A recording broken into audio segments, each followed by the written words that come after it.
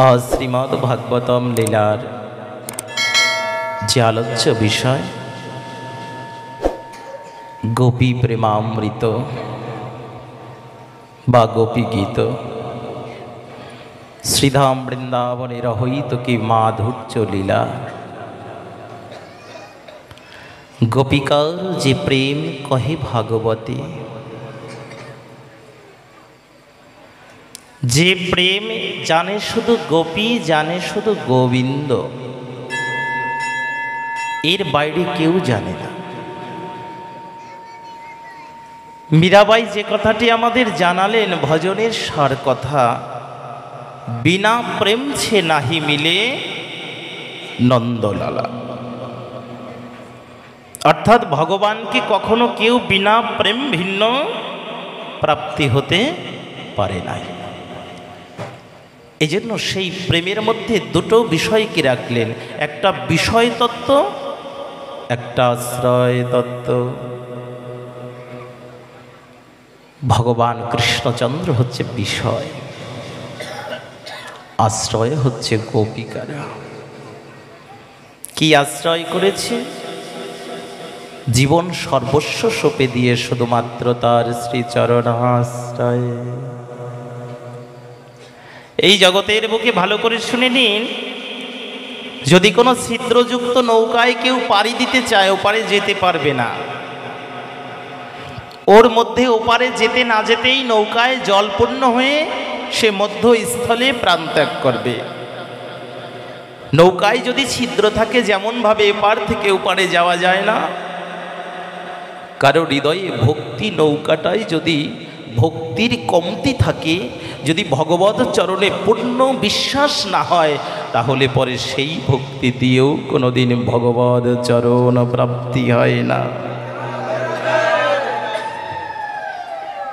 এই জন্য প্রাপ্তির সেই সর্বোত্তম কথা গোপী প্রেম। যিনি প্রেমের শিরোমণি, যারা বোঝালেন যে কৃষ্ণ কি। আমরা জগৎজীব বুঝতে পারতাম না যে কৃষ্ণ কি বিষয়বস্তু। কেন? আমরা প্রত্যেকেই জানি কৃষ্ণ তো ভগবান। তো ভগবান হলে পরে ভক্তের সাথে তো তার সম্বন্ধটা খুব দূরে, দাসের সম্বন্ধ। গোপিকারা বোঝালেন কৃষ্ণের সাথে যে সম্বন্ধটা না, এটা জন্ম জন্মান্তরের অনাদিকাল হইতে বর্তমান। এই জন্য গোপী ভিন্ন কৃষ্ণ প্রেম নাহি পারে দিতে। আপনি যদি কখনো কৃষ্ণকে পেতে চান, কৃষ্ণকে পাওয়া যাবে কোথাও হইতে? ব্রজের পথে ঘুরলে কৃষ্ণ পাওয়া যায়, গিরিরাজের পথে হেঁটে বেড়ালে কৃষ্ণ পাওয়া যায়, কুণ্ডীর পাশে বসে কাঁদলে কৃষ্ণ পাওয়া যায়। জানালে কৃষ্ণ পাওয়া যায় কিসে জানো? কৃষ্ণ পাওয়া যায় একমাত্র যারা কৃষ্ণ অনুরাগী, কৃষ্ণ পেয়েছে তাদের সঙ্গ করলে। যে কৃষ্ণ পেয়েছে, যে কৃষ্ণকে অনুধাবন করতে পেরেছে, কৃষ্ণকে আস্বাদন করতে পেরেছে। প্রশ্নটা কেমন? কৃষ্ণকে কিভাবে আস্বাদন করা যায়? হ্যাঁ, কৃষ্ণকে আস্বাদন করা যায় কিসে জানো? ভক্ত তার চরণ কমলে আত্মসমর্পিত চিত্ত হয়ে তাকে ভজতে যে কতটা আনন্দ, কতটা তৃপ্তি, এটা বলেও বোঝানো যায় না। ভক্তের জীবনের সব থেকে সুর, সে হচ্ছে কৃষ্ণ চরণের দাস। এই স্বরূপটার জন্য তার যে কত আনন্দ, কত যে হৃদয়ে পরমানন্দ বৃদ্ধি পেয়েছে, এটা সে বুঝতেই পারে না। এই জন্য ভক্তের দুঃখটা লঘু। ভক্তের দুঃখ লঘু কিসে? কারণ সে তো বড় কিছু কামনা করে না। আর যারা বড় কিছু কামনা করে, ওই কামনায় যদি না পাওয়া যায় তবে মনে খুব ব্যথা লেগে যায়, তাই না বাবা? আমরা চাইয়ে নিলাম যে গোবিন্দ তুমি এটুকু দিও, কিন্তু ওইটার পরিমাণ যদি না দেয় তবে আমাদের মনে খুব ব্যথা লেগে যায়। এই থেকেই আমাদের সাথে গোপিকার সাথে পার্থক্য। আমরা চাইতে ভালোবাসি। একটু ভালো করে স্মরণ করুন আর লীলার প্রতি একটু ধ্যান দিন। এপাশ ওপাশকে না ঘোরাঘুরি করে এখন সম্মুখে শুধুমাত্র গোবিন্দ আর গোপবৃন্দ। ভাগবত হচ্ছে সাক্ষাৎ লীলা, যেটা কোনো কাল্পনিক কোনো ইতিহাস কাহিনী নয়। ডেকে বলছে যখন এই লীলাটি কর্ণ দিয়ে শুনবে না, শুধুমাত্র শুনবে না, স্মরণের জগতে চলে যাবে, দেখতে পাবে সম্মুখে যেন শুধুমাত্র গোপবৃন্দ আর গোবিন্দ আছে। এই জন্য সাধন সরল লীলা তাহাতে না করো হেলা, কায় মনে করিও সুসার। সাধন হচ্ছে সরল লীলা। এই কলিযুগের শ্রেষ্ঠ সাধনটাই হচ্ছে গোবিন্দ লীলাটাকে, গোবিন্দের দিব্য দ্যুতি মাধুর্য বিকিরণটাকে স্মরণ করা, আর স্মরণ করিতে করিতে ব্রজের স্মরণ করা। শরণম গচ্ছতি ভবন্ত। গোবিন্দের স্মরণ, গোবিন্দের স্মরণটাই হচ্ছে জীবের পরিত্রাণের পথ। যতক্ষণ পর্যন্ত ভগবত স্মরণ না আসে চিত্তে, যতক্ষণ পর্যন্ত গোবিন্দ স্মরণ চিত্তটাকে প্রশান্তি না করে, ততক্ষণ পর্যন্ত কখনো শান্তি আসে না।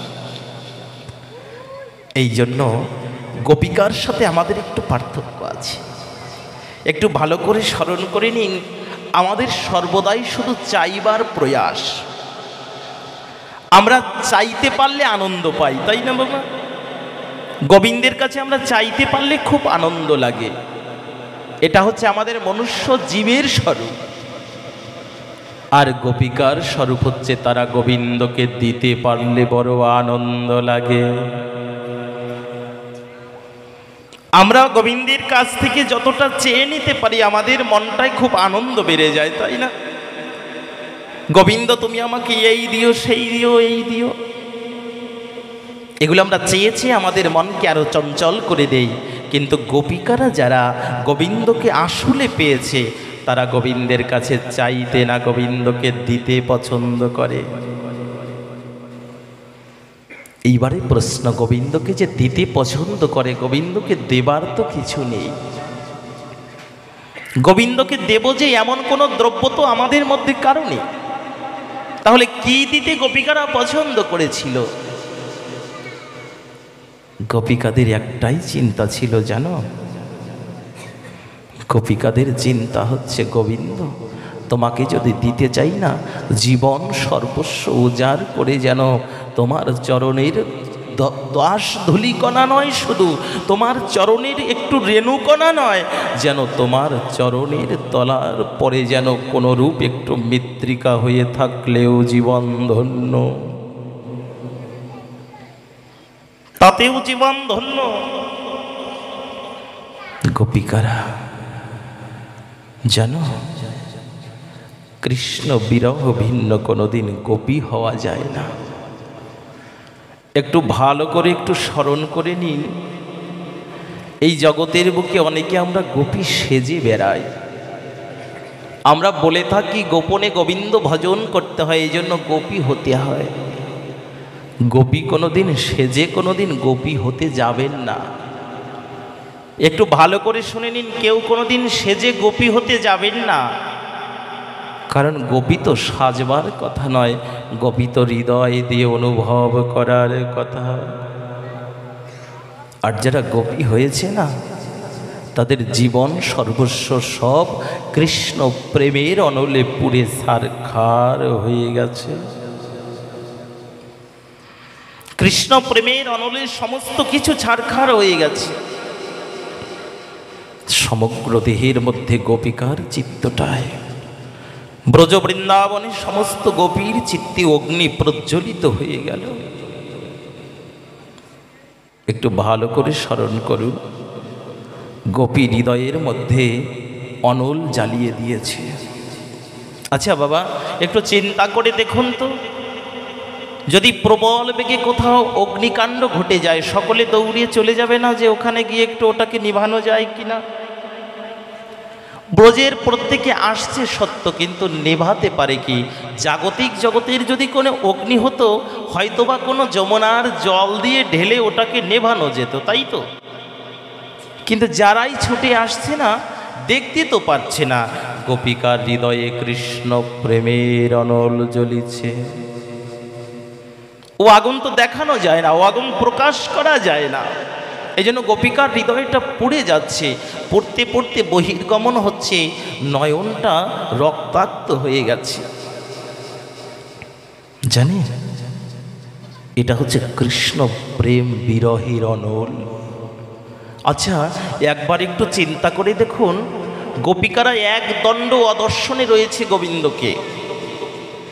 গোবিন্দকে এক দণ্ড সময়ের মধ্যে দর্শন করেনি, তাতেই তার হৃদয়ের মধ্যে অগ্নি প্রজ্বলিত হয়ে গেছে।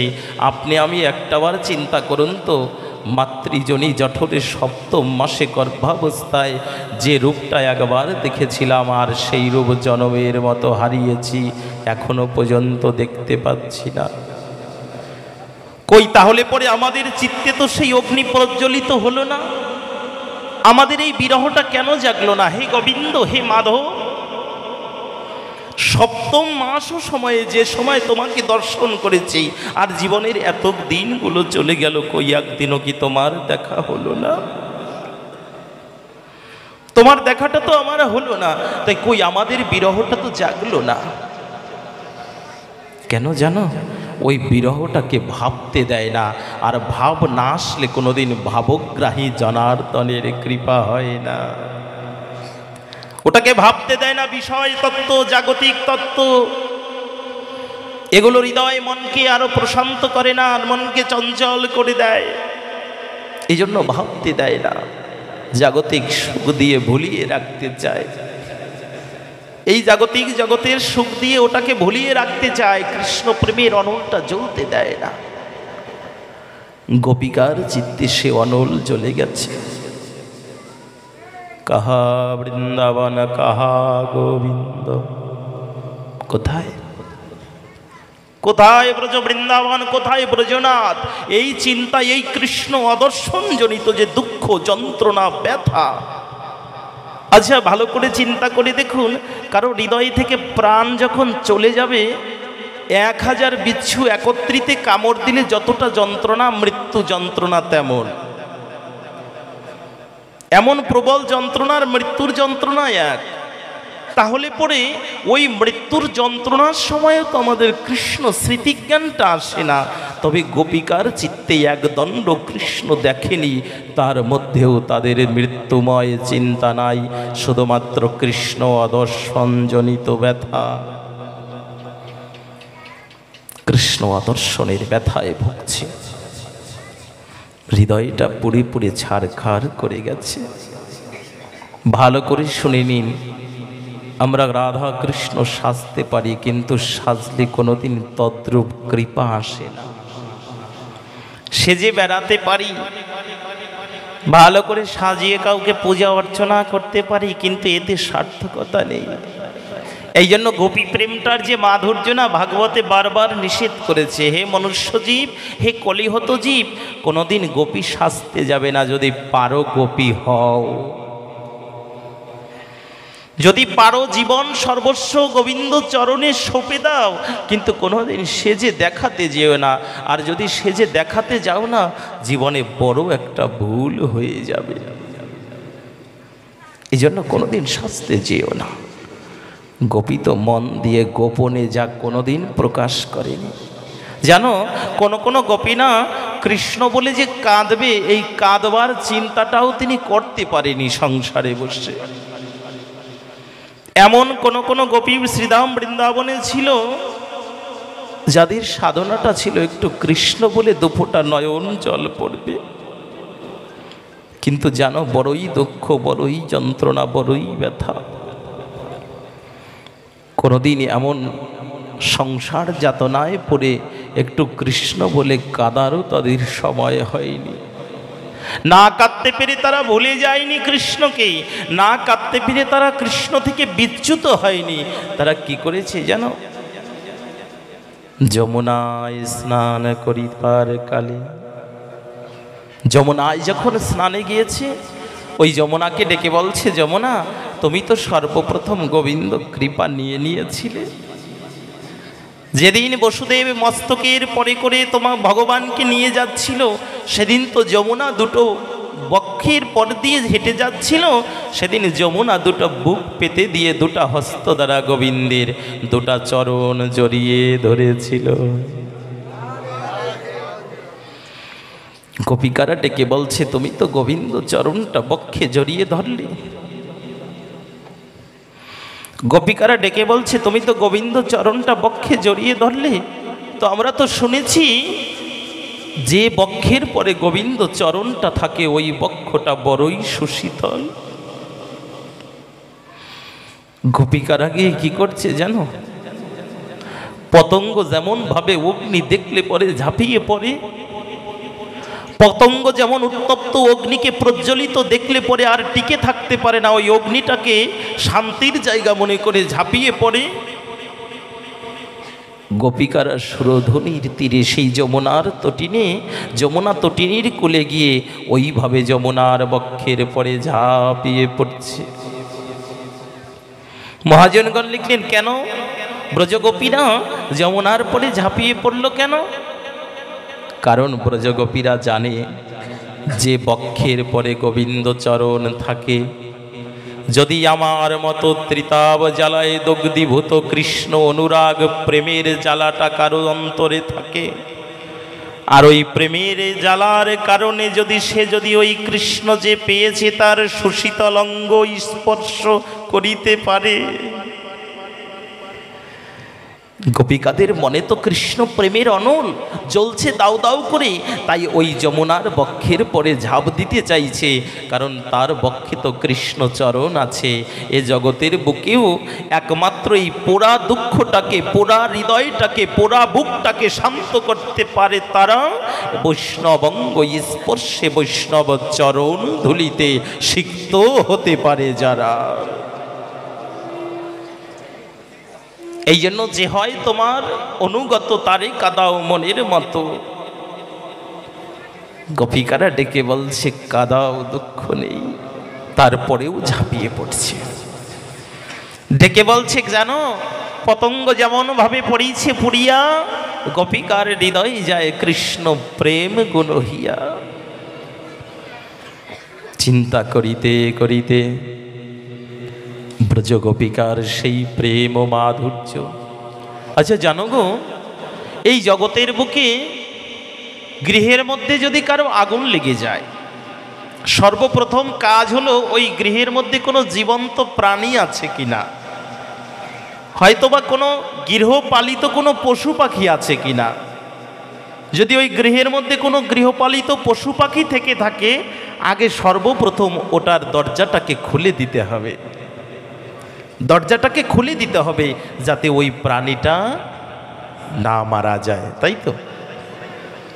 গোপিকারা ডেকে বলছে, দুটো নয়ন জল ছেড়ে দিয়ে, গোবিন্দ হৃদয় ঘরে যে অগ্নি লেগে গেছে, হৃদয় ঘরে কৃষ্ণ না পাবার আগুন জ্বলে গেছে, তবে একটাই প্রয়াস, শুধুমাত্র এখনো প্রাণ পাখিটা জীবিত আছে, প্রাণ পাখিটা এখনো পর্যন্ত জীবিত আছে, প্রাণ পাখিটা এখনো বেরোতে পারছে না, ওর দরজাটা যে বন্ধ করা।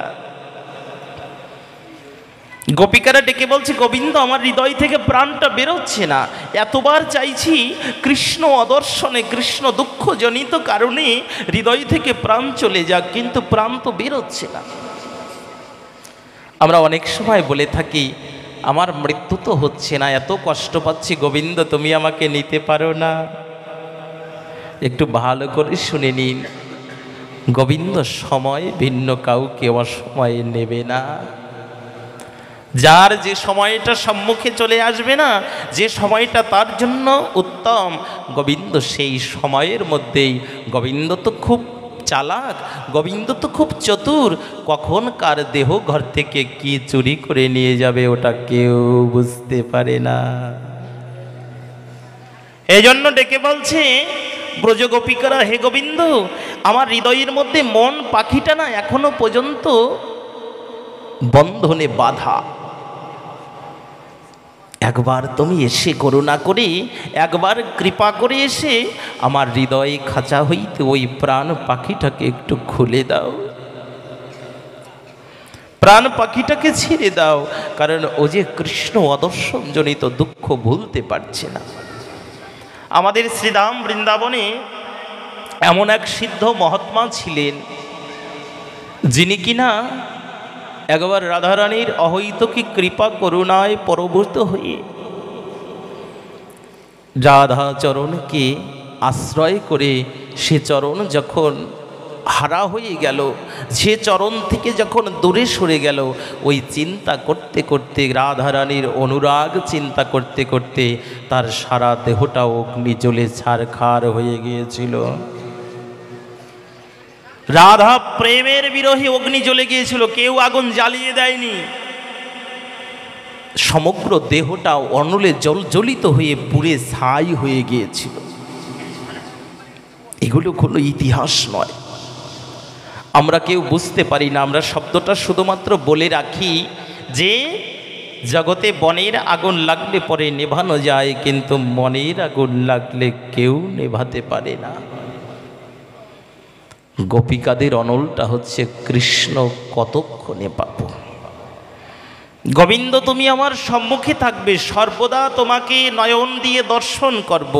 মীন যেমনভাবে, মৎস্য যেমনভাবে জলের পরে থাকলেও কখনো তার চোখটাকে বন্ধ করে না, কখনো ঝাপসা দেয় না, মীন একইভাবে তাকিয়ে থাকে। আর গোপিকাদেরও ইচ্ছা গোবিন্দ সম্মুখে থাকবে, আমি আর গোবিন্দ আর মাঝে কেউ নাই। এই যে চিন্তা, এই যে পাবার যে প্রবল আগ্রহ,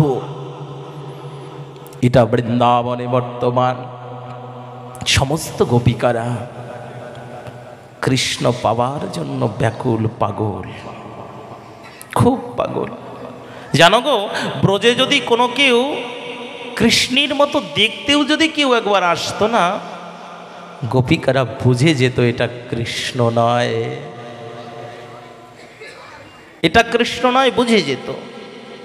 কারণ তাহার প্রমাণ রয়, যখন উদ্ধব মহারাজকে পাঠিয়েছিল শ্রীধাম বৃন্দাবনে, সেদিন উদ্ধব এসেছিল গোবিন্দের প্রসাদী বস্ত্র পরে। আমার কৃষ্ণ রসময় যেমন যেমন বস্ত্র পরে ঠিক একই রকমভাবে দেখতে অবিকল কৃষ্ণের মতো সাজিয়ে পাঠিয়েছিল, তাই না? রত্নরথে করে কৃষ্ণের বসন ধরে একই রকম রূপ তুয়াহেরি, সমান রূপের, সেই রূপের নায়কের মতো তৈরি করে পাঠিয়েছিল বৃন্দাবনে। আর একদিকে উদ্ধব মহারাজ তো দেবগুরু বৃহস্পতির শিষ্য। এই জগতে সমগ্র দেবতাদের গুরুদেব হচ্ছে বৃহস্পতি। একটু ভালো করে শুনে নিতে হবে। আর যত অসুর দিক আছে, এই অসুর দিকের গুরুদেব হচ্ছে শুক্রাচার্য। দেবতাদের গুরু হচ্ছে বৃহস্পতি, আর অসুরদের গুরু হচ্ছে শুক্রাচার্য। আর সেই দেবগুরু বৃহস্পতির কৃপাশ্রিত শিষ্য হচ্ছে উদ্ধব মহারাজ। তাহলে এত বড় জ্ঞানী, প্রবল পণ্ডিত, পাণ্ডিত্যের অধিকারী হয়েও একটু ভালো করে শুনে নেবেন, যাদের বেশি অগাধ জ্ঞান আছে তারা সচরাচর ভগবানকে বিশ্বাস করতে চায় না, তারা হাতে কলমে দেখতে চায়, তারা এটাকে নিয়ে রিসার্চ করতে চায়। তা উদ্ধব মহারাজ তো প্রবল পণ্ডিত, খুব জ্ঞানী, তো এদের চিত্তটা ভগবত ভজনমুখী ভক্তির অঙ্কুরিত নাই। একটু ভালো করে শুনে নেবেন, একটু ধ্যান দিন এদিকে। জ্ঞান মিশ্র ভক্তি সর্বসাধ্য সার, এটা বলে দিলেন, কিন্তু জানো ওই জ্ঞানটাও ততক্ষণ পর্যন্ত আপনার থাকবে যতক্ষণ পর্যন্ত কৃপা না আসবে। এইবার এই যে জ্ঞানী ভক্ত শ্রেষ্ঠ আমরা গীতা গ্রন্থে খুঁজে পাই যে হে অর্জুন, আমার জ্ঞানী ভক্তই আমার শ্রেষ্ঠ। একটু ভালো করে শুনে নিন, এখানে যে জ্ঞানী ভক্তের কথাটি বলেছে, ওই জ্ঞানটা হলো যে জ্ঞানের কারণে তিনি বুঝতে পেরে গেছে বাসুদেব কৃষ্ণই সর্বে সর্বা। ওই জ্ঞানটা যার হৃদয়ের মধ্যে হয়েছে সে সর্বশ্রেষ্ঠ। যে বুঝতে পেরে গেছে ভগবান কৃষ্ণচন্দ্রই হচ্ছে এক, এর বাইরে আর কেউ নেই, এই জ্ঞানটা যার প্রস্ফুটিত হয়েছে। একটু ভালো করে শুনে নিন, আপনারা মনুষ্য জীবনে যারা এই জন্মেই বুঝতে পেরে গেছেন যে কৃষ্ণই ভগবান, বুঝতে হবে তাদের কত জনমে জনমের সুকৃতি ছিল, বহু জনমের সুকৃতি ছিল। কারণ অনেকে বুঝবে না, অনেকে বুঝতে পারবেও না, কারণ তার সেই স্তরের জ্ঞানটি ভগবান করুণা করে দেয়নি, সে জানতেও পারবে না যে গোবিন্দই সর্বে সর্বা। এবার ডেকে বলছে, তাহলে গোপিকাদের সেই জ্ঞান উদয় হয়েছে, আর এই জাগতিক বিষয়তত্ত্ব নিয়ে যে জ্ঞানটা প্রখর, ওটা উদ্ধব মহারাজের চিত্তে প্রকট। কিন্তু গোবিন্দ কি করে জানো? ওই জ্ঞানটা হচ্ছে মরুভূমির মতো। একটু ভালো করে শুনে নিন, জ্ঞান হচ্ছে মরুভূমির মতো, আর ভক্তি হচ্ছে ওই মরুভূমিতে একটা সাগরের ঢেউয়ের মতো। জ্ঞান হলে পরে নিজেকে খুব দাম্ভিকতা মনে হয়, আমি বড় জ্ঞানী, বড় পণ্ডিত। কিন্তু ভক্তি থাকলে মনে হয় আমি বড় ছোট, আমি খুব দীন দরিদ্র। তাহলে ভালো কোনটা? ভক্তি। সর্বশ্রেষ্ঠ রাখলেন ভক্তি। শ্রীমদ্ ভাগবতম মহাপুরাণ শব্দটার মধ্যে দিয়ে জানিয়ে দিলেন ভক্তি শ্রেষ্ঠ সম্পদ। এটা উদ্ধব মহারাজের চিত্তে ছিল না, এজন্য উদ্ধবকে ভগবান প্রসাদিত দ্রব্যাদি দিয়ে সুন্দর করে সুসজ্জিত করে রথ প্রস্তুত করে বৃন্দাবনে পাঠিয়েছে। আচ্ছা একবার শুনে নিন তো, উদ্ধবজি ব্রজে যাচ্ছে, যে পথটি ধরে যাচ্ছে না, দেখতে দেখতে দেখলো কতগুলো গুল্মলতা, একটা লতা অপর লতার পরে বারবার ঢলে পড়ছে। উদ্ধব মহারাজ ভাবছে যে গাছের পরে হয়তো বা বায়ু বা পবন দেব ভর করেছে, এজন্য শাখাগুলো দোলাচ্ছে। কিন্তু জানো, একটু ভালো করে শুনে নেবে, ব্রজের পথটা এমনই, ব্রজের বৃক্ষটা এমনই, যে বৃক্ষগুলো বৃন্দাবনে ছিল না, যখন অদূর থেকে, কারণ গাছের যে প্রকৃত সত্তা ওটা তো জাগতিক জগতের, আমরা হয়তো বা তার কোনো কথা বুঝি না, বিজ্ঞান তত্ত্ব নিয়ে আলোচনা করলেন তখন গাছের হৃদয়ে যে প্রাণ আছে এটা অনুভব করেছিল, তাই না? তাহলে পরে তারও যে একটা সারা আছে, সেও যে বুঝতে পারে, এটা ভাগবতে দেখুন কত সুন্দরভাবে ফুটিয়ে তুলেছে। বৃক্ষের শাখাটা দোলাচ্ছে, মহাজন ওখানে বসে টিকা লিখছে, বৃক্ষের শাখা দোলাচ্ছে কেন? কারণ বৃক্ষ তো দেখতে পাচ্ছে যে ওখানে একজন কৃষ্ণের শুদ্ধ ভক্ত আসছে। আরে এ জগতের বুকে যারা গোবিন্দকে ভালোবাসে, তারা গোবিন্দের ভক্তকে তার থেকে বেশি ভালোবাসে। কারণ গোবিন্দকে যারা বেঁধে রেখেছে, গোবিন্দকে যারা সর্বদা ঘোরাতে পারে, তারাই তো ভক্ত। একটু ভালো করে শুনে নিন, প্রথম স্তরের ভক্ত গোবিন্দের পিছনে পিছনে হাঁটে। যেমন আমাদের যে ভক্তির উদয় হয়, আমরা কি করলে পরে গোবিন্দের আনন্দ হবে, এই জন্য আমরা প্রতিটা মুহূর্তে মুহূর্তে কি দিব, কি করব, কখন আহ্নিক, কখন জপ, কখন সেবা, এগুলো হচ্ছে ভক্তের নিত্যকর্ম। অর্থাৎ এরা সর্বদা গোবিন্দের পিছনে লেগে থাকে। আর গোপিকাদের ভাব বিপরীত। এই জগতের বুকে যেমন ভক্ত গোবিন্দের পিছনে লেগে থাকে, আর শ্রীধাম বৃন্দাবনে ব্রজ গোপিকার পিছনে আমার গোবিন্দ লেগে থাকে। গোপিকার পিছনে পিছনে গোবিন্দ। যখন এই চিন্তাটা অনুভব হচ্ছে, উদ্ধব মহারাজ ব্রজের পথটা ধরে ধরে যাচ্ছে, বৃন্দাবনের মধ্যে রথ স্থাপন কৃত। রথখানাকে শুধুমাত্র রাস্তার মধ্যে একটু দাঁড় করাতে বললেন, যে সারথি একটু দাঁড় করাও। আমি যে পথটা দিয়ে যাচ্ছি না, জীবনে বহু পথ পেরে হয়েছি, কত রাজপথ দিয়ে গিয়েছি, কত কণ্টকাশ্রিত পথ দিয়ে গিয়েছি, কিন্তু আজ যে পথটা দিয়ে আসছি না, এই পথটা যে বড় মধুময় পথ, যতটাই যাচ্ছি ততই যেন প্রশান্তির বাতাস হৃদয়কে শান্ত করে দেয়। সারথীকে ডেকে বলছে, ধীর গতিতে চালাও রথ মন্থর মন্থর সুবনম কলমা।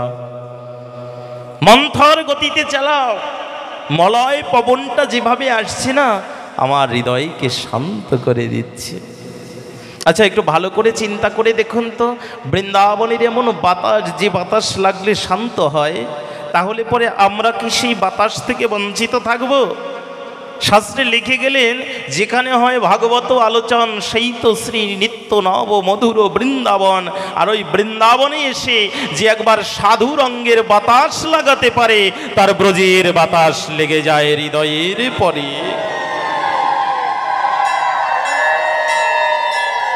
তার ব্রজের বাতাস লেগে যায়, সাধুর বাতাসে।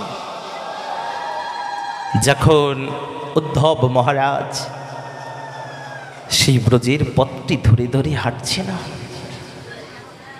কত সুন্দর অপলক দৃশ্য নয়নে ভেসে উঠছে। আচ্ছা, দর্শন করিতেছে রাজহংস রাজহংসী একত্রে পদ্মের পাশ দিয়ে বারবার ঘোরাঘুরি করছে। আচ্ছা, গোবিন্দের এক নাম পদ্মলোচন, তাই তো? আচ্ছা, আজকে রাজহংস এবং রাজহংসী এরা কিছু খাচ্ছে না। উদ্ধব মহারাজ দুটো নয়ন দিয়ে খুব অপলকভাবে তাকিয়ে দেখলেন এরা কোনো কিছু খাচ্ছে না, জলে ডুবো দিচ্ছে না, কিন্তু মধ্যস্থলে একটা নীল পদ্মকে রেখে বারবার ঘুরছে। বুঝতে পারলেন না? জানো, এগুলো সহজে বোঝা যায় না। গুরু গৌরাঙ্গ, গুরু কৃষ্ণ বৈষ্ণব তিনেরও শরণ। গুরু কৃষ্ণ বৈষ্ণব এই তিন কৃপার কারণে কেহ বুঝিতে পারে। বলছে, ঈশ্বরের কৃপালে হয়তো যাহারে, সেই সে ঈশ্বর তত্ত্ব বুঝিবারে পারে। আজকে যখন এহেন দেখছে শ্রীমদ্ ভাগবতম মহাপুরাণ, ওখানে টিকা লিখছে কেন জানো? কারণ রাজহংস তো আজকে আর গোবিন্দকে পাচ্ছে না, বৃন্দাবন কৃষ্ণ শূন্য। এই জন্য ওরা কি করছে? ওরা তো পশু, ওরা তো গোবিন্দকে আর চিন্তা করতে পারছে না। তাই পদ্মলোচন নীল পদ্মকে সম্মুখে রেখে বারবার ঘুরছে, গোবিন্দ কবে আসবে, গোবিন্দ কবে আসবে। একটু ভালো করে চিন্তা করে দেখেন তো, পশু গোবিন্দকে পাচ্ছে না, এজন্য আহার নেই, চিন্তা নেই, নিদ্রা নেই, শুধুমাত্র সম্মুখে পদ্মটাকে রেখে দিয়ে বারবার ঘুরছে আর মনে মনে ভাবছে, ও হে পদ্মলোচন ভগবান, তুমি কবে করুণা করে একটু দেখা দেবে, দেখা দাও, দেখা দাও। বারবার ডেকে বলছে, গোবিন্দ একটু দেখা দাও। আচ্ছা, উদ্ধব তো জ্ঞান মার্গের, এখনো ভক্তির হৃদয় ঢোকেনি, ভক্তিটা প্রস্ফুটিত হয়নি। উদ্ধব মহারাজ দেখলেন একটা খুব জোরে মলয় পবনে বাতাসটা এসে না ব্রজের পথটিতে বহু পাতায় ভরে গেল। আচ্ছা, বৃক্ষ থেকে বহু পাতা পড়েছে, দেখবেন এই সময়ে সমস্ত বৃক্ষ ছিন্ন হয়ে যায়, পাতাগুলো মৃত্তিকা ভরে যায়। আচ্ছা, পাতা পড়লে পরে নতুন পাতা গজাবে, তাই তো? পত্র পড়ে গেলে আবার নতুন পত্র সৃজন হবে। আজকে ব্রজের যে বৃক্ষগুলো রয়েছে, এরা দূর থেকে দেখছি এরা কৃষ্ণের মতো সত্য, কিন্তু এরা তো জানে কৃষ্ণ নয়, কৃষ্ণের একজন অন্তরঙ্গ সখা। তো যাই হোক, যদিও গোবিন্দের কাছ থেকে এসেছে, গোবিন্দের তো প্রিয়জন, আর যে গোবিন্দের প্রিয়জন সে আমাদেরও প্রিয়জন। একটু ভালো করে স্মরণ করে নেবেন, যে যেই ভক্তই হন না কেন, সমস্ত ভক্তের পরে আপনি দুর্গা ভক্ত, কালী ভক্ত, মনসা ভক্ত, শিব ভক্ত, যার ভক্ত হন, প্রকৃত পরিচয়টা আপনি তো ভক্ত, এটা তো আমাদের প্রকৃত পরিচয়। তাই আজকে ডেকে বলছে এরা আমার প্রিয়জন, আপনজন, কারণ এরা আমার বন্ধুর আপনজন। এই জন্য যারা কৃষ্ণ ভক্ত, এর মধ্যে কোনো ভেদাভেদ করতে যাবেন না, কৃষ্ণ ভক্ত প্রত্যেকেই সমান। অনেকে মাঝে মধ্যে কথাটি বলে রাখে, যেমন এই যে বিকাল দিয়ে কিছু সময় হাঁটছি, বলছে ডেকে বলছে এরা তো ইস্কন মতের, এরা তো কৃষ্ণ ভক্ত না। আচ্ছা একটু ভালো করে শুনে নিন আমাদের কত বড় মূর্খতা। আমরা সচরাচর একজনকে বলে ফেলি এ তো ইসকন মতের। আচ্ছা ইসকন কোনো মত না, একটু ভালো করে শুনে নেবেন, ইসকন কোনো মত না। যেদিন থেকে আপনি গোবিন্দের ভক্ত হয়েছেন ওইটা গোবিন্দেরই মত, গোবিন্দেরই সৃজন করা একটা পথ। ভজন তো আলাদা কারো নয়। আপনি যেদিন থেকে গোবিন্দ চরণে আশ্রয় নিয়েছেন, সদ্গুরুর চরণ আশ্রয় করেছেন, আপনিও গোবিন্দের প্রিয়জন হয়ে গেছেন। তাহলে পরে এগুলো কোনো মত নয়, এগুলো কোনো নিদর্শন নয়। প্রকৃত ভজনকারী যারা, সেই ভজন করতে পারলে তবেই গোবিন্দ চরণ কৃপা লাভ করিতে পারে তারা। এই জন্য উদ্ধব মহারাজ যে পথটিকে ধরে ধরে এসেছে, ভালো করে শুনে নেবেন।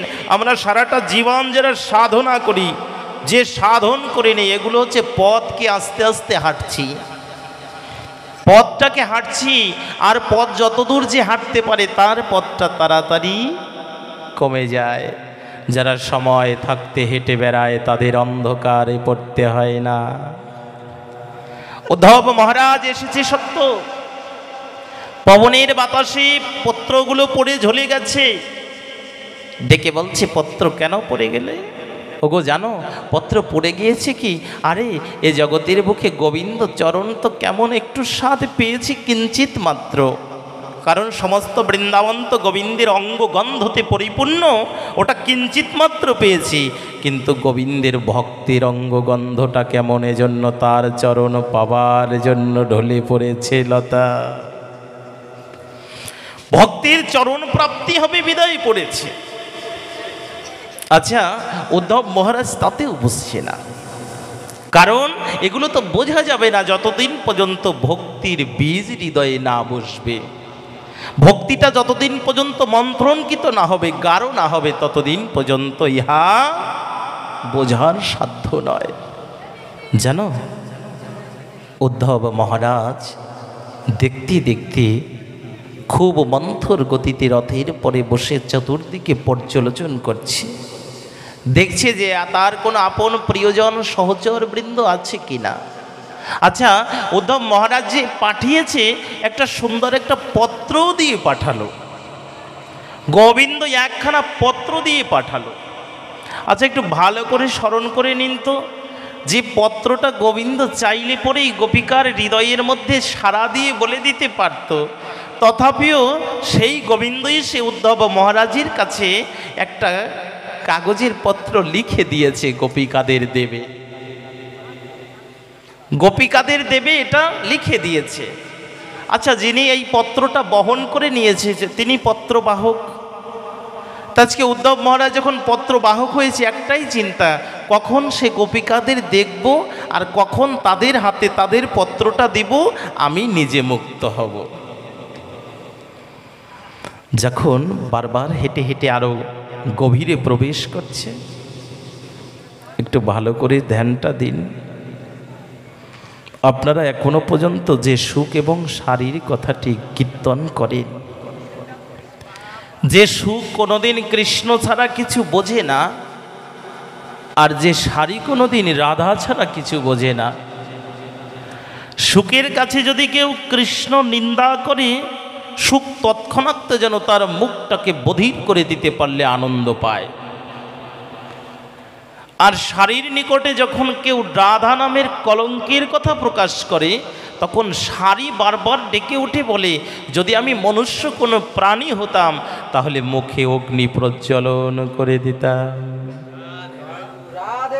দেখেছো? অর্থাৎ আমি এগুলো সহ্য করতে পারছি না। সুখ কৃষ্ণ নিন্দা শুনছে না, শারী রাধা নিন্দা শুনতে পাচ্ছে না। আচ্ছা যারা প্রতিনিয়ত, যাদের সকালই শুরু হতো দ্বন্দ্ব দিয়ে, পূর্ব গগনে সূর্য উদয় হলে পরে যতক্ষণ না পশ্চিম গগনে অস্ত না যাচ্ছে ততক্ষণ পর্যন্ত এদের দ্বন্দ্ব থামতো না বৃন্দাবনে। এ দুটো পক্ষী ছিলেন। আজকে উদ্ধব মহারাজের রথটা মন্থর গতিতে যাচ্ছে, জানো একটু ভালো করে এদিকে স্মরণ দাও, এখনো পর্যন্ত সেই তমালের ডাল আছে, তমালের ডালের পরেও দুটো পাখি বসা আছে। তমালের ডালের পরে এখনো সুখ সারি বসা আছে। কিন্তু জানো, এখন যে সুখ সারিটা বসা আছে না, উদ্ধব মহারাজ একটু ভালো করে লক্ষ্য প্রকাশ করলেন, একটু ভালো করে চোখটাকে বিলক্ষণ চিত্তে দেখলেন যে ওখানে এখনো পর্যন্ত সুখ এবং সারি বসা আছে, কিন্তু আগের মতো আর দ্বন্দ্ব নাই, কেউ কারো দিকে তাকায় না। আজকে সুখ কোনো কথা বলছে না, বাকরুদ্ধ হয়ে আছে, সারিও বাকরুদ্ধ হয়ে আছে। আচ্ছা, উদ্ধব মহারাজ বৃন্দাবনে এসেছে, ও তো শুনেছে যে সুখ সর্বদাই কৃষ্ণ বিষয়ক মন্ত্রণা আর সারি সর্বদা রাধা বিষয়ক মন্ত্রণা। তা আজ যখন কোনো কিছু বলছে না, দেখবেন যে একটু বাচাল হয়, ও যদি একটু চুপ হয়ে যায়, মানুষ কিন্তু ওটা পছন্দ করে না। ওর বাচালতাটা যখন কমে গেছে, তখন আর ওকে ওই আগের ভালোবাসাটা থাকে না। তা আজকে যাদের প্রশংসা, যাদের মুখের বলিটাই ছিল কৃষ্ণ এবং রাধা, আজকে সুখ আর গাহিছে না কৃষ্ণ গুণগান। দেখছে যে পাখিটা সর্বদা কৃষ্ণ গুণগান গাহিত না, আজকে ওই পাখিটার দুটো নয়ন দিয়ে টপ টপ করে জল পড়ছে। উদ্ধব মহারাজ বুঝতে পারছে না তো, পাখি তো বাবা বনের একটা ছোট পাখি, এটা প্রাণী, তার নয়ন দিয়ে টপ টপ করে জল পড়ছে। একটু ভালো করে শুনে নিন, যার হৃদয়ের মধ্যে একবার ভাব জাগ্রত হয়ে যায়, তার বাক রুদ্ধ হয়ে যায়, কথা বলতে পারে না। ব্রজ গোপিকাদের অষ্টসাত্ত্বিক ভাব হৃদয়ে জাগলে কোনোদিন কথা বলতে পারতো না, হৃদয়ের ব্যথা প্রকাশ করতে পারতো না। একটু ভালো করে স্মরণ করে দেখুন, যখন যেদিন থেকে কৃষ্ণ এ বৃন্দাবন ছেড়ে চলে গেছে, সেদিন থেকে সুখের মুখে আর কৃষ্ণ গুণগান প্রকাশ হয়নি। সুখ দুটো নয়ন জলে বক্ষ প্লাবিত করতে করতে হৃদয়ের খাঁচার পরে যে কৃষ্ণ প্রেমের জন্য আসনটা পাতে রেখেছিল, ওই আসনটা নয়ন জল দ্বারা ধুইয়ে দিচ্ছে বারংবার। সুখের এই চিন্তা বর্ষণ করি, যে সারি সর্বদা রাধা রাধা বলে, ওই সারিও যে কৃষ্ণ নাম না শুনে রাধা নাম বলতে পারে না। সুখ বলে আমার কৃষ্ণ মদন মোহন, সারি বলে আমার রাধা বামে যতক্ষণ। আজকে বামের সেই নায়কটা তো নেই, সে তো ছেড়ে চলে গেছে, বৃন্দাবন ছেড়ে চলে গেছে, যে এই জন্য নেই বিধায় আজকে কৃষ্ণ নামেরও দ্বন্দ্ব নেই, রাধা নামেরও দ্বন্দ্ব নেই। আচ্ছা, সুখসারি শুধু ডালে ওখানে বসেই আছে না, দুটো নয়ন জল দিয়ে কাঁদছে। আচ্ছা, দেখতে পেলেন এরা বহুদিন ধরে আহার নিদ্রা ত্যাগ করেছে। আচ্ছা বাবা, একটু চিন্তা করে দেখুন তো, আমরা গোবিন্দকে হৃদয় দিয়ে মন দিয়ে ডাকতে পারি না, তারপরেও আমাদের কোনো কিছুর কমতি নেই। আমরা কোনো কিছুকে খুব দুঃখ প্রকাশ করি না যে আমি গোবিন্দকে ডাকতে পারছি না, একটু কষ্ট অনুভব করি না। আর গোবিন্দ শুধুমাত্র কিছুদিনের জন্য বৃন্দাবন ছেড়ে চলে গেছে, ওটাকে অনুভব করে আজকে পাখিদেরও আহার নেই, নিদ্রা নেই। তাহলে পরে তাদের মনটা গোবিন্দের কাছে কতটা ধাবিত হয়েছিল, তাদের মনটা গোবিন্দের কাছে কতটা অগ্রগামী হয়েছিল, একটু ভালো করে চিন্তা করে দেখুন তো। হ্যাঁ, অবশ্যই অগ্রগামী হয়েছিল। তা যদি না হতো তাহলে কোনোদিন তারা কৃষ্ণ নাম করিতে পারিত না। বৃন্দাবনের তরুলতা তাহে কহে কৃষ্ণ কথা। আমরা মানব হয়েও যেটা বলতে পারি না, আমরা মানুষ হয়েও বলতে পারি না। জানো, ওখানে রাধা বিনোদ গোস্বামী পদ একটা টিকা লিখেছে, বড় হৃদয় বিদারক, বড় হৃদয় বিদারক ব্যথা। হৃদয় বিদারক কথাটি কি জানো?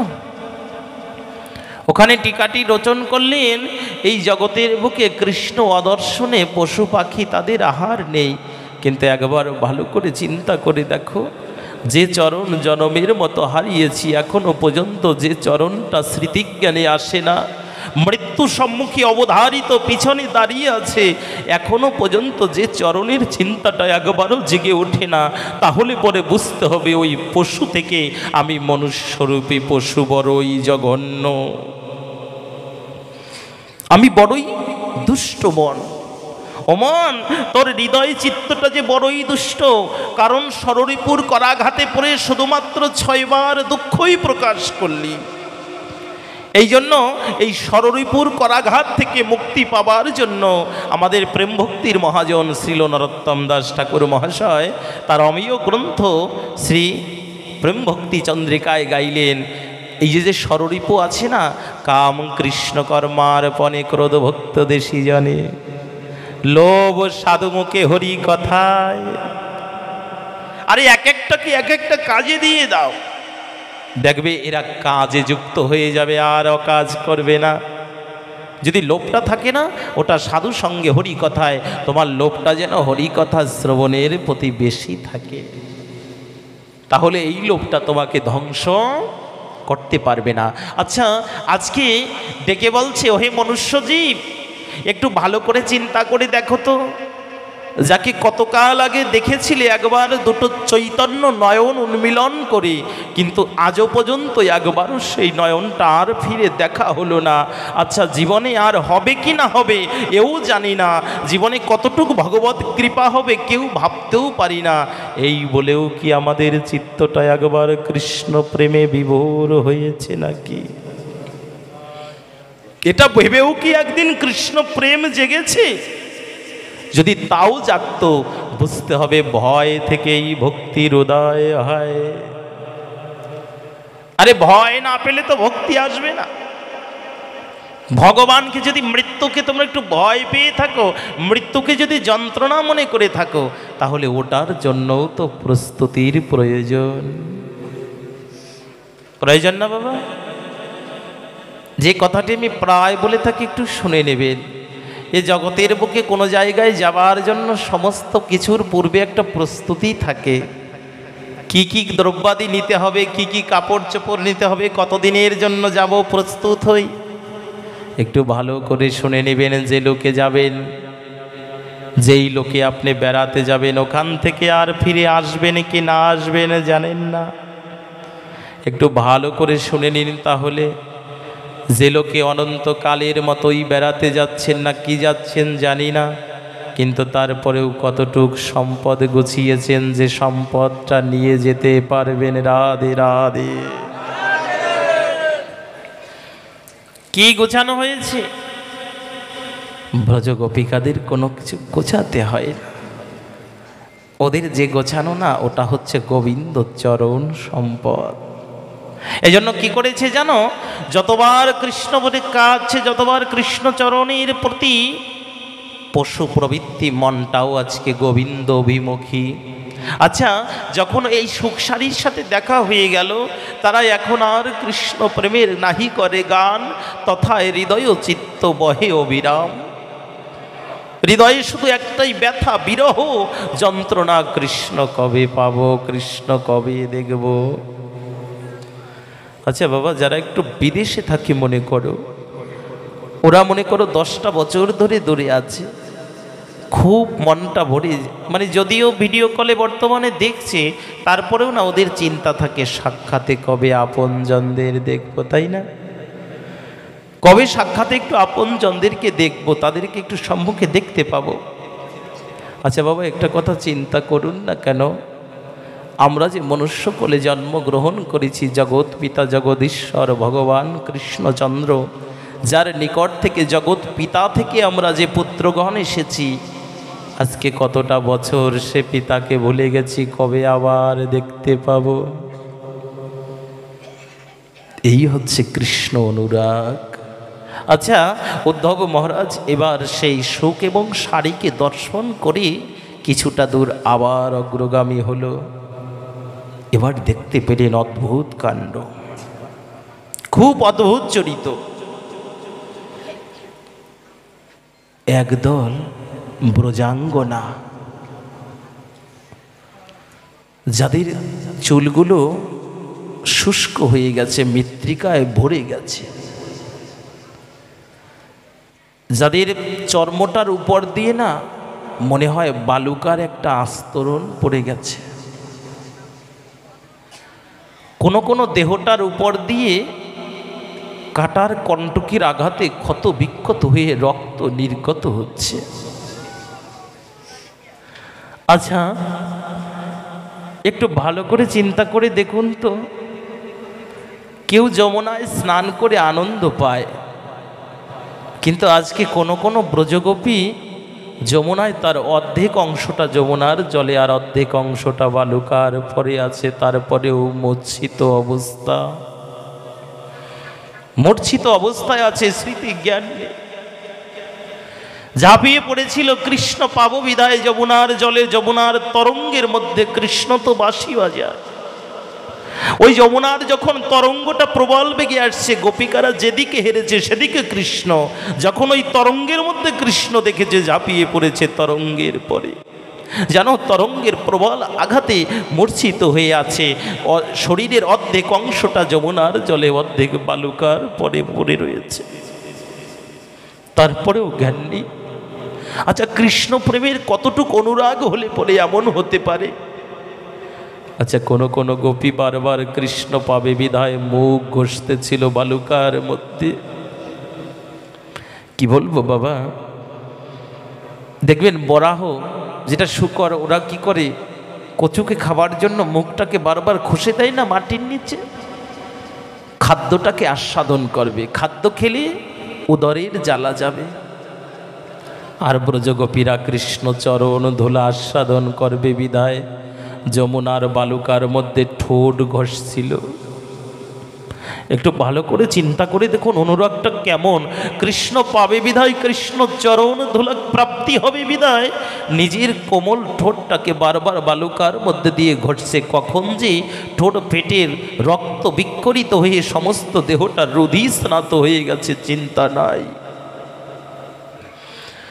ব্রজগোপীর ভূষণ মলিন হয়ে গেছে, ভূষণ এই আবরণ সব নষ্ট হয়ে গেছে, তারপরেও তাদের অবয়ব নাই, মোহচ্ছন্ন অবস্থা, মূর্ছিত অবস্থা। এমন একদল রমণীকে, ব্রজাঙ্গনাকে দেখে উদ্ধব মহারাজ প্রকম্পিত হয়ে গেল। সর্বনাশ, এরা কারা? বৃন্দাবনে এরা কারা? শুনেছিলাম বৃন্দাবনে বহু সুন্দর রমণী গোপবৃন্দ আছে, যাদের রূপে নাকি স্বয়ং লক্ষ্মী পর্যন্ত মুগ্ধ হয়ে যায়।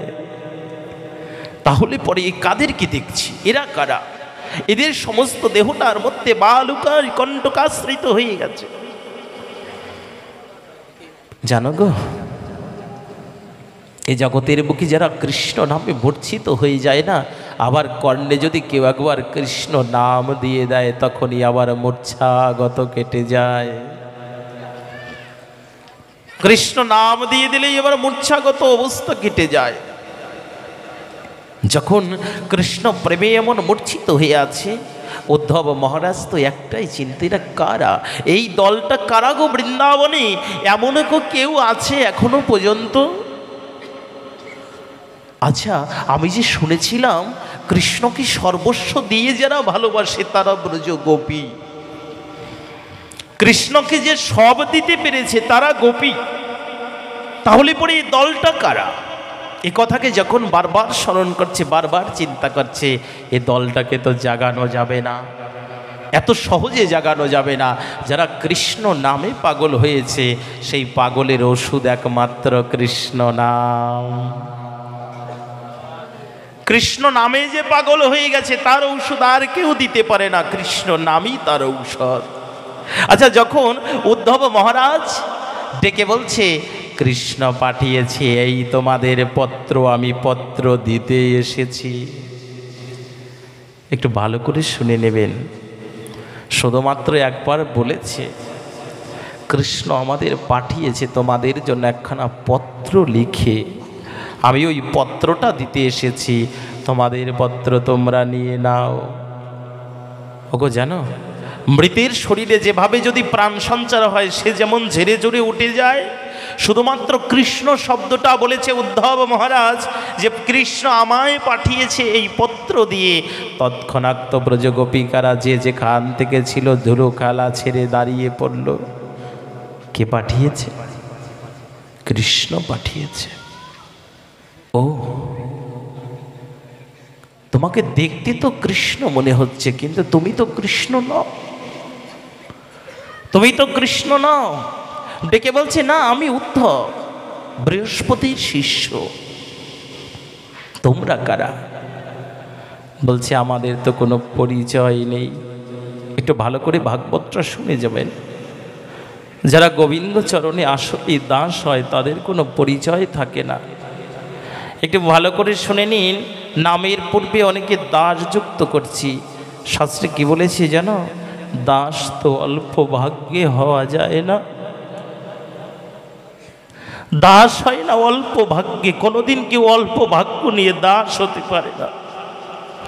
এই দাসটা কি জানো? বহু জনমের যদি ভাগ্য থাকে, কেউ যদি গুরু গৌরাঙ্গ চরণে জনমের মতো আত্মসমর্পিত চিত্ত করতে পারে, যার শয়নে কৃষ্ণ, স্বপনে কৃষ্ণ, জাগরণে কৃষ্ণ, যে জন কৃষ্ণ ভিন্ন জগতের বুকে আর কিছু বোঝে না, একমাত্র তিনি গোবিন্দ চরণের জনমের মতো দাস হতে পারে। দাস এত সহজে হয়, অল্প ভাগ্যে না হয় দাস। ব্রজগোপিকারা বলছে, আমাদের পরিচয় নাই, আমরা কি পরিচয় দেব? যতদিন পর্যন্ত কৃষ্ণ বৃন্দাবনে ছিল আমরা কৃষ্ণ চরণের দাসী। একটু ভালো করে শুনে নিন। বলছে, যতদিন পর্যন্ত গোবিন্দ বৃন্দাবনে ছিল ততদিন পর্যন্ত আমাদের পরিচয় ছিল, আমাদের ঠিকানা ছিল, ততদিন পর্যন্ত আমাদের একটা নির্দিষ্ট পরিচয় ছিল। কিন্তু যেদিন থেকে প্রাণ বধুয়া জনমের মতো চলে গেছে ফাঁকি দিয়ে, সেদিন থেকে ফাঁকি দিয়ে তিনি চলে গেছে প্রাণের মানুষ, সেদিন থেকে ব্রজগোপিকার কোনো পরিচয় নাই। আজকে কার চরণের দাসের পরিচয় দেবে, কার চরণের দাসীর পরিচয় দেবে? আজকে সেই চরণটা পর্যন্ত বৃন্দাবনে নাই। আজকে নাই, এই জন্য পরিচয় দিতে পারছে না। উদ্ধব মহারাজ তারপরেও জিজ্ঞাসা করছে, আচ্ছা তোমরা একবার নিজেরা নিজেদের কথাটি বলো, তোমরা আসলে কারা? আমি তো একটা দলকে, একটা গোষ্ঠীকে খুঁজার জন্য খুঁজবো বিধায় বৃন্দাবনে এসেছি, তাদের জন্য একটা সম্পদ নিয়ে। ব্রজগোপিকারা কোনো সম্পদ চায় না। উদ্ধব মহারাজ যখন বলেছে আমি তাদেরকে একটা সম্পদ নিয়ে এসেছি, এই কথা বলা মাত্র ব্রজগোপিকারা বলছে, আমরা কোনো সম্পদ চাই না। ওগো উদ্ধব, তুমি বড় মহারাজ হতে পারো, আমরা যে বড়ই ভিখারিনী। যদি আমরাও তোমার মতো ধনী হতে পারতেম, আমাদের সমস্ত ধন তোমার কাছে উজাড় করে দিয়ে আমরা তোমার কাছে চেয়ে নিতেম, আমাদের সমস্ত ধন কেড়ে নাও, তারপরেও আমাদের গোবিন্দকে ফিরিয়ে দাও। আমাদের সব কেড়ে নাও, তারপরেও আমাদের গোবিন্দ ফিরিয়ে দাও। এ জগতের বুকে সমস্ত ধন হারালে পরে আবার ফিরে পাওয়া যাবে? উদ্ধব, জগতে সমস্ত ধন যদি নষ্ট হয়ে যায় আবার ফিরে পাওয়া যাবে? আমরা যদি ওই রকম ধনী হতাম তোমার কাছে সব দিয়ে দিতাম, কারণ আমরা তো ভিখারি, আমাদের দেবার মতো কিছু না। উদ্ধব, গোবিন্দ তোমায় পাঠিয়েছে, গোবিন্দ তোমায় পাঠিয়েছে, তুমি আমাদের সর্বস্ব নিয়ে যাও, তারপরেও বিনিময়ে একবার তাকে দর্শন করার সুযোগ করে দাও। ও উদ্ধব, যে নয়ন গোবিন্দ দেখে না ওই নয়ন যে বড়ই অন্ধ। কথাটা একটু সত্যি। কি বলছে দেখছ? যে নয়নটা গোবিন্দ দেখে না ওই নয়নটা যে অন্ধ। যে হস্তটা গোবিন্দের চরণ ধুলা মাখতে জানে না ওই হস্তটা যে বধির, যে বক্ষটা গোবিন্দের ধুলার পরে গড়াগড়ি দিতে পারে না ওই বক্ষটা যে পাষাণ, যে মুখটাই আমার গোবিন্দ বলে ডাকতে পারে না ওই মুখটা যে বড় বধির, আর যে নয়নটাই আমার গোবিন্দের জন্য পথটায় তাকাতে পারে না ওই নয়নটাও যে বড়ই দুষ্ট, বড়ই যন্ত্রণা, বড়ই ব্যথা গো। উদ্ধব ফিরিয়ে দাও, আমাদের ফিরিয়ে দাও, আমাদের সম্পদটা আমাদেরকে দিয়ে দাও না গো। বড় কষ্ট হচ্ছে, বড় যন্ত্রণা হচ্ছে, বড় জ্বালা হচ্ছে, বড় যন্ত্রণায় হৃদয়ে পড়ে যাচ্ছে, বড় যন্ত্রণায় পড়ে যাচ্ছে, একটু দিয়ে দাও। ডেকে বলছে ব্রজাঙ্গনাদের কাছে তোমরা কারা বলতে পারছো না? বলছে বলতে তো পারতাম, যদি তিনি থাকতো তবেই তো বলতে পারতাম। আজকে যার কথার পরিচয় দেব সেই যে নেই, তাহলে আমার পরিচয় কি? ডেকে ডেকে বুঝিয়ে নিলেন উদ্ধব মহারাজ। জ্ঞানী লোক তো, প্রবল পণ্ডিত তো বুঝে নিলেন এরা যে আর কেহ নয়, এরা যে কৃষ্ণ প্রেমের পাগলিনী গোয়ালিনী মূর্খা, এরা যে কৃষ্ণ ভিন্ন কিছু বোঝে না, জানে না, না জানে তন্ত্র মন্ত্র ব্রজ উপাসনা, কোনো তন্ত্র জানে না, মন্ত্র জানে না, স্তব জানে না, স্তুতি জানে না, কোনো গায়ত্রী জানে না, শুধুমাত্র ব্রজ উপাসনা প্রাণনাদ তব চরণে রাখো।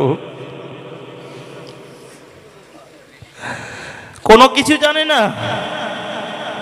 কোনো মন্ত্র জানা নাই, কোনো স্মৃতি নাই, স্তব নাই, স্তুতি নাই, শুধুমাত্র একটাই জানে, তোমার চরণে রাখো, দেখা দিয়ে প্রাণ রাখো প্রাণবন্ধু হে আমার। জীবনের যেন অন্তিম সময় হলেও তোমার চরণেই যেন পড়ে রই। এই জন্য আর কিছু বুঝতে পারছে না, আর জানতে পারছে না। এই অব্যয় তত্ত্বটা যখন অনুভব করেছে, কিছু জানে না, ব্রজ উপাসনায় কিছু জানা নেই, কোনো তন্ত্রমন্ত্র কিছু লাগে না। ব্রজপ্রেমী ভগবানকে প্রাপ্তি হতে কোনো মন্ত্র লাগে না। একটু ভালো করে শুনে নেবেন, গোবিন্দকে প্রাপ্তি হবার জন্য কোনো মন্ত্রের প্রয়োজন নেই, মন্ত্র লাগে না।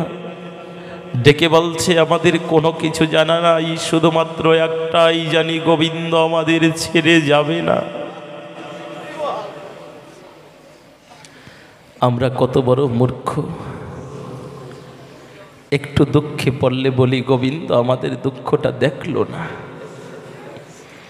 একটু যন্ত্রণায় পড়ে কতটা নেমোখারামের মতো আমরা ব্যবহারটা করি, আমার এত বড় দুঃখ, গোবিন্দ আমাকে দেখলো না। একটাবার চিন্তা করলাম না গোবিন্দ যে দেখবে, তার পথে তো আমি দাঁড়াতে পারলাম না, তাহলে গোবিন্দ আমায় কিভাবে দেখবে বলো?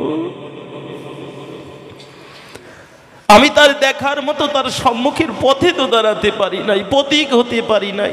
যে পথ দিয়ে গোবিন্দ চলে গেছে ও পথে তো দাঁড়াতে পারিনি, আমাকে দেখবে কিভাবে? দাঁড়ানোর পথ হতো এই ভজন পথ, দাঁড়ানোর পথটাই ভজনে। যখন বলেছে তোমাদের জন্য সম্পদ এনেছি, বলছে আমরা সম্পদ চাই না। উদ্ধব তুমি রাজা হতে পারো, ওগো তুমি আমাদের জন্য বহু টাকা পয়সা আনতে পারো, কিন্তু টাকা পয়সা দিয়ে কোনোদিন ব্রজ গোপী কেনা যায় না, কোনোদিন কেনা যায় না। ডেকে বলছে না কোনো সম্পদ নয়, তবে একটা পত্র এনেছি, কৃষ্ণ তোমাদের জন্য পাঠিয়েছে। যখন এই কথাটি বলেছে, কৃষ্ণ একটা পত্র পাঠিয়েছে, উদ্ধব মহারাজ তার উত্তরীর ভাজ হইতে সেই পত্রটা প্রকাশ করে, পত্রটা যখন সম্মুখে ধরেছে না ব্রজগোপী, প্রতিটা গোপী ওই পত্রের পরে চোখ নিক্ষেপ করেছে, মানে দেখেছে।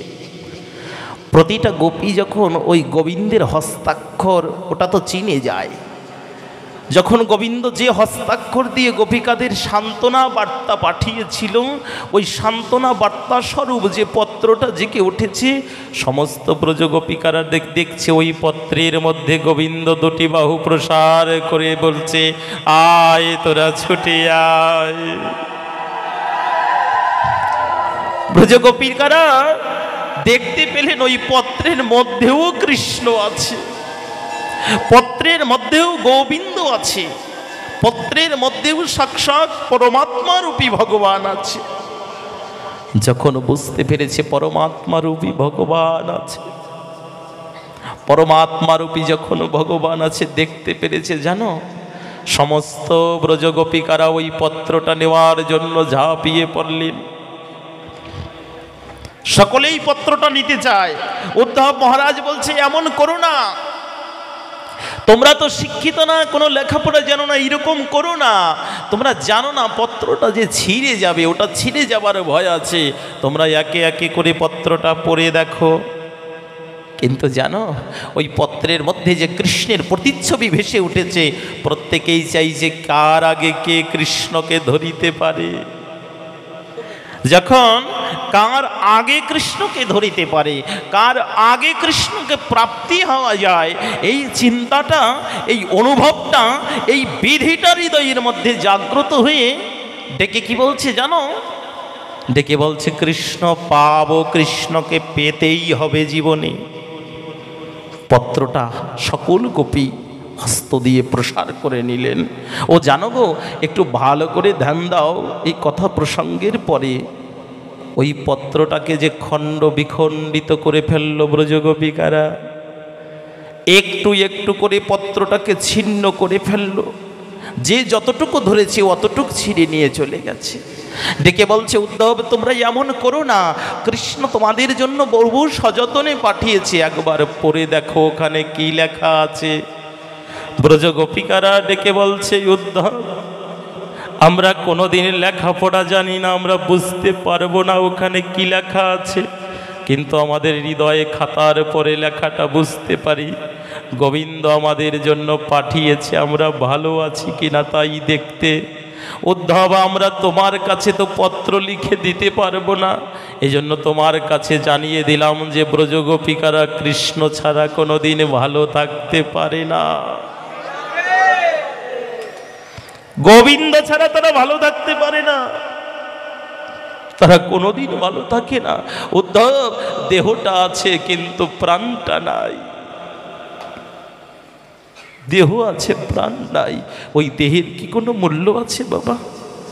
ওমা ওই দেহের কি কোনো মূল্য আছে যে দেহে প্রাণ নাই? প্রাণ পাখিটা যেদিন চলে যাবে 10 তলার মানুষ তখন গাছতলায় নেমে আসবে। 10 তলা থেকে গাছতলায় নেমে এসেছে, কোনো স্মৃতিজ্ঞান নাই। আপনি তার কর্ণের পাশে বসে হাজারো বেদ মন্ত্র বলবেন, একটাও তার কর্ণে প্রবেশ করবে না।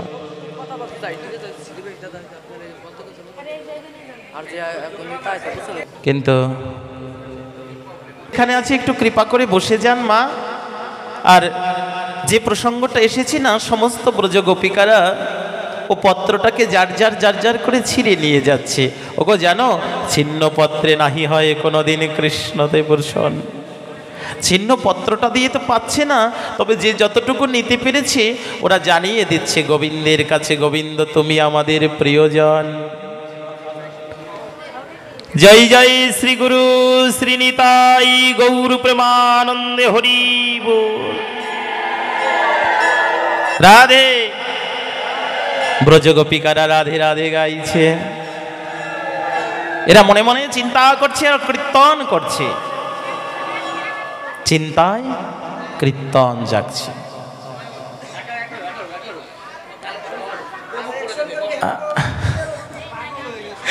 সব কিছু শুধু এইরকম তোরা চালাস। রাধে রাধে রাধে রাধে রাধে। আমি বলে দেব না বাবা, আমি বলে দেব না, না দাঁড়া। আচ্ছা মা, এদের ছোট বাচ্চারা তো, ওদের অতটুকু এখনো সেই স্মৃতি জ্ঞানটা অতটা প্রখর হয়নি।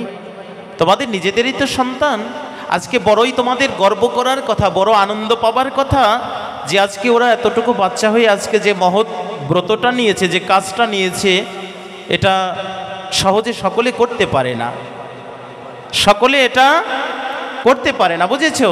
তা যাই হোক, আজকে ওই কমিটি বৃন্দ এবং যারা আমার ছোট বাচ্চারা আছে ওরা একটু যাচ্ছে তোমাদের কাছে। তোমরা যে যাহা কিছু পারো গোবিন্দ সেবার জন্য, এই মহতীয় অনুষ্ঠানের জন্য, তোমাদের যৎকিঞ্চে জগতে অর্থ কারোর সাথে যাবে না, তাই না বাবা? অর্থের পাহাড় গড়ে থাকলেও কিন্তু কেউ অর্থটুকু নিয়ে যেতে পারবে না, কিন্তু যে অর্থটা গোবিন্দ সেবায় লাগবে, সাধুগুরু সেবায় লাগবে, ওই অর্থটা জীবনে তোমার পরমার্থ হয়ে যাবে। এই জন্য আমার যে ছোট কোখারা ওরা যাচ্ছে, তোমরা যে যাহা কিছু পারো ওদের এই মহতীয় অনুষ্ঠানের জন্য, ওদেরকে উৎসাহিত করার জন্য, যেন অন্ততপক্ষে ওরা প্রতিটা বৎসর এমন মহতীয় অনুষ্ঠান করতে পারে। আর বিশেষ করে হয়ে সাধুগুরু বৈষ্ণবজন, আজকে ওরা তো খুব ছোট, ওদের হাজারো অপরাধ ক্ষমা করার দায়িত্ব কিন্তু তোমাদের। এই যে মাস্টার মশাই, হাজারো অপরাধ ক্ষমা করবে কারা? তোমরা না? তাহলে পরে ওদের যত দোষ ত্রুটি হোক, আমি নিজে পর্যন্ত ডেকে বলছি, এই যে কটা আছে সেই যুবক ছেলে পেলে যে সঙ্গের, ও সবগুলো আমার এখানে একটু আয়তো বাবা। ওতে বোঝাটা সবাই নিতে পারে, সক্ষমতা ছাড়া বোঝা বহন করা যায় না। বোঝা বেঁধে দিতে পারে, কিন্তু সক্ষমতা ছাড়া বোঝাটা বহন করা যায় না। তাই ওরা তো ছোট বাচ্চা, ছোট বালক, অন্ততপক্ষে ওই সাধুগুরু বৈষ্ণবজন আপনারা ওদের কাছে একটু কৃপা রাখবেন, ওদের কাছে একটা মাথায় হাত দিয়ে আশীর্বাদ করবেন, যেন ওদের এই মনোবৃত্তিটা সারাটা বছর যেন এই চিন্তাটা থাকে যে ওরা যেন এই হরি কথামৃতের হাট বসাতে পারেনি। তাই গৌর, এই হাটটা যেন ভেঙে না যায়। এই জন্য এই যুবকদের পাশাপাশি যে গার্জিয়ান যারা আছে, এদেরকেও কিন্তু একত্রিত হতে হবে। আচ্ছা, রাধেশ্যাম ওনার নাম কি?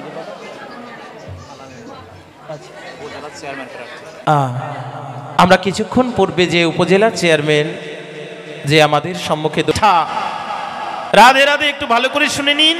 জীবে দয়া, নামে রুচি, মানুষেতে নিষ্ঠা, আর যত ক্রিয়াকর্ম সব কর্ম ভ্রষ্টা। যাদের মানুষের প্রতি নিষ্ঠা আছে, মানব সেবার প্রতি যাদের মন আছে, গোবিন্দ তাদেরকে অবশ্যই কৃপা করবে। এজন্য আসুন আমরা সে কথাকে স্মরণে রেখেও, যে কথার মধ্যে ডুবেছিলাম, প্রত্যেকে পত্রটা ছিঁড়ে ছিঁড়ে নিয়ে গেল, গোবিন্দ আমার। এই যে ভালো করে শুনে নেব, আমরাও ভাবি গোবিন্দ আমার, মাস্টার মশাইও ভাবে গোবিন্দ আমার, ছাত্রও ভাবে গোবিন্দ আমার, রাজাও ভাবে গোবিন্দ আমার, প্রজাও ভাবে গোবিন্দ আমার। তাহলে পরে যখন আমার ভাবছে, যে যতটুকু পেয়েছে ততটুকু ছিঁড়ে নিয়ে চলে গেছে, উদ্ধব মহারাজ ভাবছে এরা তো কোনোদিন লেখাপড়া জানে না, শিক্ষা নেই, দীক্ষা নেই, বোঝে না। এই জন্য এরা যে বড়ই মহামূর্খ না হলে পরে চিঠিটা ছিঁড়ে দেয়। এই চিঠিটা একবার পড়বে না যে কি লিখেছে, ওদের বোঝা হয়ে গেছে। কারণ জাগতিক জগতের কোনো কালি দিয়ে লিখলে পরে ওটাকে পড়ে বুঝতে হয়। একটু ভালো করে ধ্যান দেবেন। আজকের যে স্মরণের লীলাটা, এটা অত্যন্ত প্রখর লীলা। এটাকে স্মরণ করতে গেলেও একটু সেই ব্রেন বা মস্তিষ্ক প্রয়োজন। ডেকে বলছে যে অক্ষরগুলো কালি দিয়ে লেখা হয়, এটাকে বোঝানোর জন্য জ্ঞান লাগে, কিন্তু যে অক্ষরগুলো পারমার্থিক প্রেম ভক্তি দিয়ে লেখা হয়, ওটাকে বুঝবার জন্য অহৈতুকী প্রেম ভালোবাসা লাগে, যেটা ব্রজ গোপিকারা বুঝে নিয়েছে। এজন্য পত্র পড়তে হয় নাই, ছিঁড়ে ফেলে দিয়েছে। পত্রটা পড়তে হয় নাই, উত্তরটা জানিয়ে দিচ্ছে উদ্ধব মহারাজের কাছে। কি জানো? গোবিন্দ আমার। এ উদ্ধব, গোবিন্দ তো আমার। আচ্ছা, এক ব্রজগোপী বলছে আমার, আর একজন বলছে আমার। উদ্ধব মহা সমস্যায় পড়েছে। গোবিন্দ তো একজন, তবে এতজনের কিভাবে হয়? আমরা ভাবি না গোবিন্দ একজন, এতজনের কিভাবে হয়? সেদিন ব্রজ গোপিকারা, এই যেই গোপী প্রেমের শেষ অন্তিম দশা, এরা বলেছিল উদ্ধব তুমি বুঝবে না, গোবিন্দ কখনো এক হয় না। গগনের পরে একটা সূর্য উদয় হতে পারে, কিন্তু যখন স্বচ্ছ জলের পরে দেখা যায় হাজারো সূর্যের মিলন হয়। আমার গোবিন্দ এক, তবে যে যাকে যেরূপ ভাবে যে প্রেমে বন্ধন করেছে আমার গোবিন্দ তার কাছে সেভাবেই বাধা রয়।